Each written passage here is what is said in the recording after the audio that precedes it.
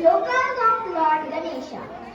Vakratunda Mahakaya Suryakoti Samaprava Nirvighnan Kuru Me Deva Sarvakaryeshu Sarvada Agajanana Padmarkam Gajananam Aharnisham Anekadam Tam Bhaktanam Ekadantam Upasmare.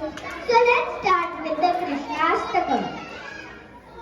वसुदेवसुतं देवं कंसचाणूरमर्दनं देवकी परमानन्दं कृष्णं वन्दे जगद्गुरुम् अतसि पुष्पसङ्काशं हारनूपुरशोभितं रत्नाकङ्कणकेयूरं कृष्णं वन्दे जगद्गुरुम् कुटिलालकसंयुक्तं पूर्णचन्द्रनिभाननं विलसत्कुण्डलधरं कृष्णं वन्दे जगद्गुरुम् मन्दारगन्धसंयुक्तं चारुहासं चतुर्भुजं बर्हिपिञ्छावचूडाङ्गं कृष्णं वन्दे जगद्गुरुम् उत्पुल्लपद्मपत्राक्षं नीलजीमुकुटसन्निभं यादवानं शिरोरत्नं कृष्णं वन्दे जगद्गुरुम्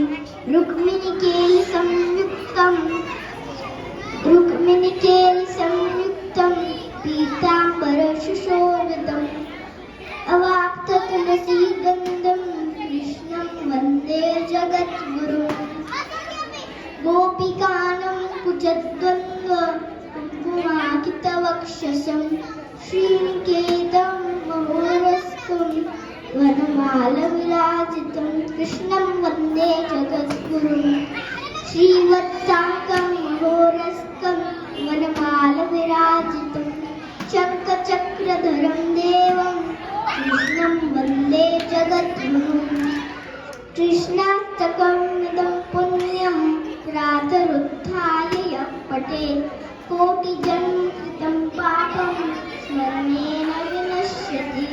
इति श्रीकृष्णाष्टकं सम्पूर्णम्।